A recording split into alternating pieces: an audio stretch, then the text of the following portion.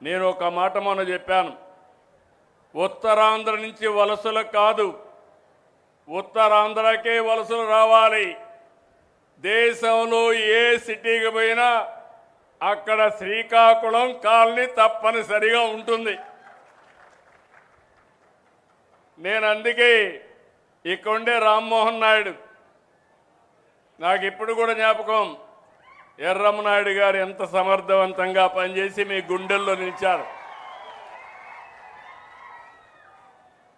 అప్పటి నుంచి కూడా బొగ్గు రమణమూర్తి గారి పార్టీలో పనిచేస్తున్నారు.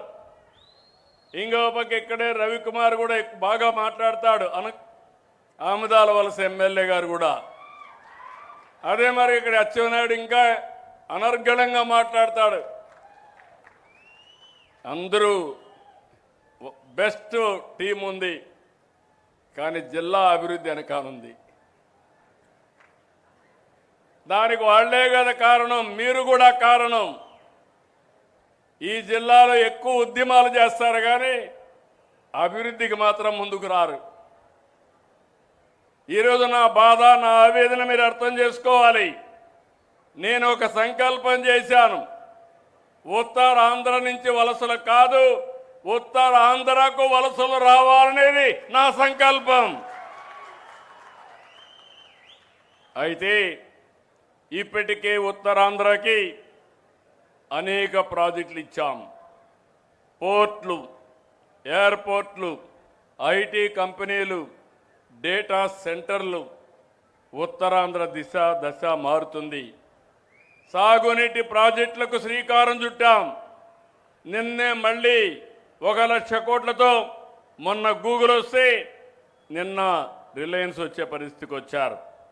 టీసీఎస్, కాగ్నిజెంట్ వంటి ఐటీ కంపెనీలు వచ్చాయి. ఆర్సెలర్ మిత్తల్ స్టీల్ ప్లాంట్ అయితే అనకాపల్లిలో పాయకారావుపేట దగ్గర 1,50,000 కోట్లతో పెట్టే పరిస్థితికి వచ్చారు. ఇంకో పక్క భోగాపురం 2 నెలల్లో ఓపెన్ జూన్ జూలైలో ఓపెన్ చేయబోతున్నాం. మీరందరూ సహకరిస్తే ఇంకొక ఎయిర్పోర్టు పలాస ప్రాంతంలో తీసుకొచ్చే బాధ్యత ఈ ప్రభుత్వానిదని మీ అందరికీ హామీ ఇస్తున్నాను.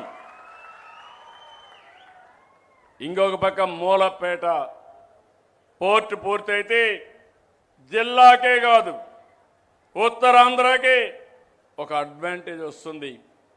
ఉత్తరాంధ్ర నుంచే కాదు, ఎవరైనా బయట నుంచి కూడా, ఒరిస్సా, ఛత్తీస్గఢ్ నుంచి కూడా ఇక్కడికి వచ్చి కార్గో ఉపయోగించుకునే పరిస్థితికి వస్తారు.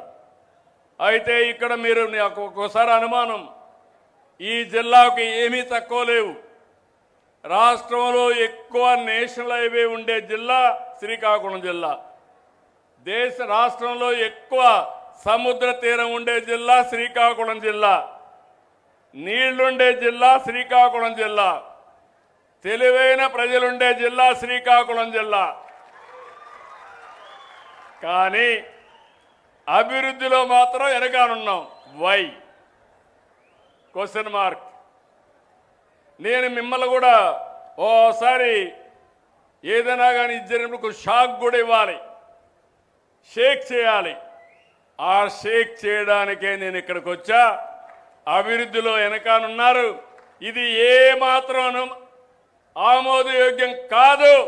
ఎట్టి పరిస్థితుల్లో కూడా ఈ జిల్లాని మళ్ళీ పైకి తీసుకొచ్చే బాధ్యత మనందరం తీసుకుందాం. యాజ్ ఎ టీం సిద్ధమా అని మిమ్మల్ని అడుగుతున్నా. గట్టిగా చెప్పండి, సిద్ధమని చెప్పండి. పిడికిలి బిగించి చెప్పండి సిద్ధమని. మీకేం కావాలనో చేసే బాధ్యత నాది. నీళ్లు కావాలి, ప్రాజెక్టులు రావాలి. నేను క్యాలెండర్ క్రియేట్ చేశాను. మధ్య వలస స్టేజ్ 2 జనవరి 27కి ప్రారంభిస్తున్నాం. డేట్ కూడా ఫిక్స్ చేశాను. హీరామండలం ఎత్తిపోతల పథకం ఏప్రిల్ 27కి స్టార్ట్ చేస్తున్నాం. వంశధార ఫేజ్ 2 స్టేజ్ 2 జూలై 27కి హీరామండలం రిజర్వాయర్ పూర్తి చేస్తాం. తోటపల్లి డిస్ట్రిబ్యూటర్స్ అన్నీ కూడా జూలై 27కి చేస్తాం. జంజావతి రిజర్వాయర్ ప్రాజెక్ట్ని 27 నాటికి పూర్తి చేసి ముందుకెళ్తాం. ఇంకొక పక్క 60 సంవత్సరాల మీ అందరి కళ నేరేడి బ్యారేజ్. మన మంత్రి రామ్మోహన్ నాయుడు గారు కేంద్రంలో కూడా బాగా మాట్లాడి సమన్వయం చేసి అన్ని ఇంటర్ స్టేట్ అడ్డంకులన్నీ తొలగించారు. ట్రిబ్యునల్ అవార్డు కూడా వచ్చేసింది. ఇప్పుడు హామీ ఇస్తున్నా, ఈ టర్మ్లోనే వీలైతే పని ప్రారంభించడం కాకుండా రాబోయే 3 ఏళ్లలో పూర్తి చేసే బాధ్యత కూడా ఈ ప్రభుత్వం తీసుకుంటాం. అంటే నేను లాంగ్ పెండింగ్ ప్రాబ్లమ్స్ అన్ని పరిష్కారం చేస్తా, కానీ మీ ఆలోచన కూడా మారాలి. నేను ఒక పని చేయాలంటే లిటిగేషన్ పెట్టడం, లేకుంటే ల్యాండ్ ఇమ్మంటే అడ్డంకులు పెట్టి కూర్చోవడం, కోర్టుకు పోవడం, ఇవన్నీ మారాల.